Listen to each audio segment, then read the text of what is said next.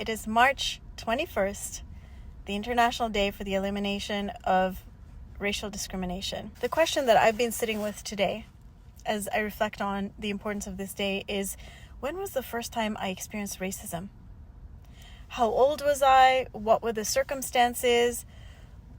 How did it make me feel? And it turns out that I was, and pardon my video, I'm shaking as I'm doing this video. I was 6 years old. We had just moved to England from Kenya. I was super excited to be in my father's country. I was excited to make new friends, but people didn't seem to be connecting with me. And I remember at lunchtime, we all went outside in the playground. The teachers were doing their own thing, but we were all in the playground, and I was hoping to make some friends. And a group of boys came up to me. They were all white young boys. And I thought, oh, finally, I'm going to make some friends.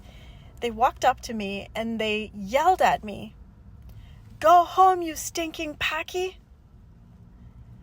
I was shocked. I was shocked at the unexpected violence, the hate in their voice, the gang mentality that I experienced. And I had no idea what they meant by Paki. I literally had no context.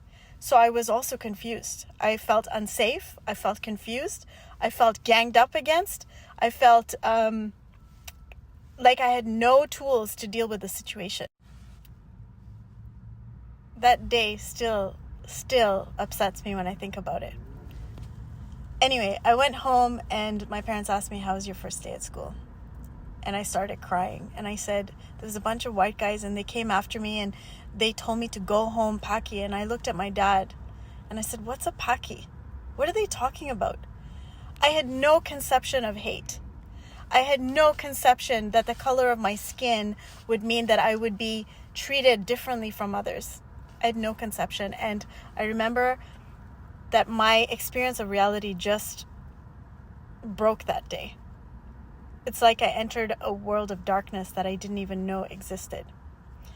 And I spent the next 2 years in England navigating that racial hatred, navigating all kinds of things. But that was my first experience of racial discrimination and of being othered because of the color of my skin. Here's the thing that I want you to think about as you think of your own experiences of racial discrimination. And for many of us, they started young. Nelson Mandela grew up and lived in an apartheid South Africa. And he said this: "No one is born hating another person because of the color of their skin or their background or their religion.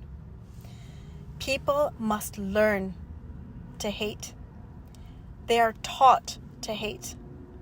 And if they can learn to hate, they can also learn to love." And why am I bringing Nelson Mandela up today, of all days? It's because Nelson Mandela grew up in apartheid South Africa. He grew up in a country where the superiority of one race over all others wasn't just a feeling that led to some nasty, mean bullying for kids in school. It was turned into a weapon. That hatred, that sense of superiority was turned into a systemized, institutionalized, legalized weapon to exploit and hurt and destroy human beings at scale. March 21st, 1960, in Sharpeville, South Africa, 69 people were murdered and 180 people were injured. They were shot at by police as they demonstrated against past laws, which were designed to keep Black people's movement limited. They were designed to criminalize them if they stayed outside of any areas they were permitted to be in their own country. And you might think, well, this was in the 1960s. It's a long time ago. Apartheid has ended. Why is Karen talking about this? Look around you.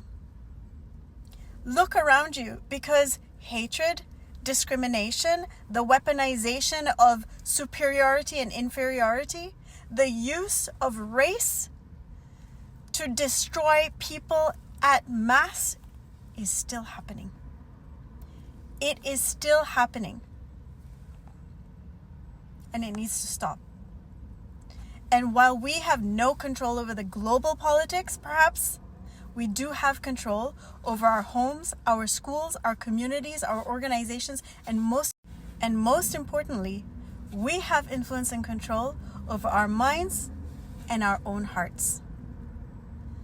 This issue is never going away until we do the work we need to do ourselves to destroy any hate that we feel, to destroy any superiority that we harbor about ourselves, to challenge lies that we have believed about people who are different from us.